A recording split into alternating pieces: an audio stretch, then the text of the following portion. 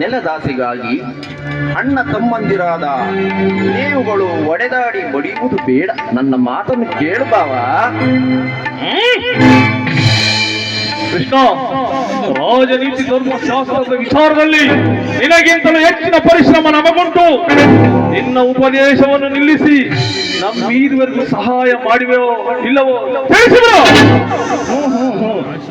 ನಾನು ನಿಮ್ಮಿಬ್ಬರಿಗೂ ಮುಂದೆ ಬರುವ ಅನರ್ಥಗಳನ್ನು ಎದುರಿಸಲು ನೀನೇ ಸಿದ್ಧನಿರುವಾಗ ಯಾರಿಂದಲೂ ಏನು ಮಾಡಲು ಸಾಧ್ಯ ಭಾವ?